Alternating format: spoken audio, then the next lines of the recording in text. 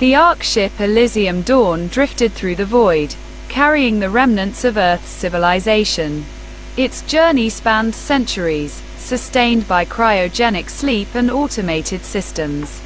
Beneath its metallic hull lay the hopes of a species that had turned its home into a wasteland. The destination, the distant Helios cluster, where astronomers had identified planets ripe for habitation. When the crew awakened, they were greeted by a sight both wondrous and ominous. The cluster was vibrant, its planets teeming with life. Their surfaces aglow with the unmistakable patterns of advanced civilizations.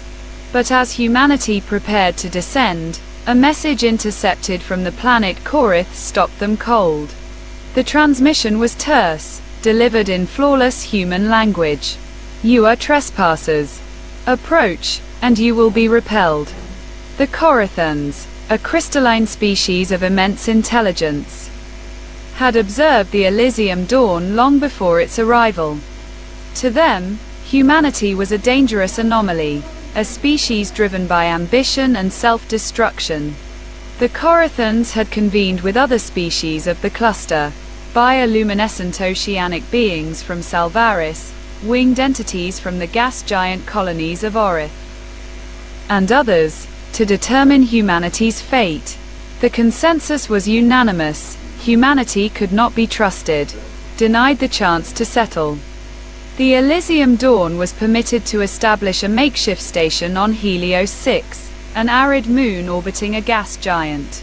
The environment was harsh, and resources were limited. But it was the only offer of sanctuary. Korathan overseers monitored every action, enforcing strict segregation and banning any expansion beyond the moon's surface. For humanity, the moon became both a haven and a prison. At first, they worked to survive, building biodomes and cultivating meager crops. But the weight of isolation bore down on them. They had crossed galaxies not for another cage, but for a chance to thrive. Efforts to negotiate with the Korathans were met with cold logic. The aliens saw humanity's history as a tapestry of war, exploitation, and environmental collapse. To them, the Ark ships were not hopeful voyagers but harbingers of ruin. "Your kind consumes," one Korathan envoy declared. "You devour worlds and leave husks behind." Yet among the settlers, there were those who believed coexistence was possible. Sofia Marquez, a linguist and cultural historian, spearheaded efforts to understand the Helios species. She argued that humanity's flaws were matched by its capacity for empathy, creativity, and resilience. To prove this, she began recording messages for the Korathans, sharing stories of art, sacrifice, and the boundless curiosity that had driven humanity to the stars. Her work drew the ire of some settlers, who saw cooperation as capitulation. A faction led by Elias Grent, a former military commander, began stockpiling resources and experimenting with dormant weapon systems from the Ark ship. They believed survival meant seizing a planet by force, no matter the cost. The tension boiled over when a human child, chasing a stray drone, accidentally crossed into forbidden Korathan territory. The child was unharmed, but the Korathans' response was swift. An ultimatum demanding the immediate dismantling of humanity's fledgling defenses or their expulsion from the moon. As the settlers debated their course, Sophia presented a daring proposal. She had deciphered fragments of Korathan lore, uncovering a myth about the Sinus Cradle, an ancient artifact said to harmonize disparate life forms. If humanity could retrieve it from the perilous depths of the Salvaris oceans, it might serve as a symbol of unity, proving their intentions. With no other options, a team was assembled.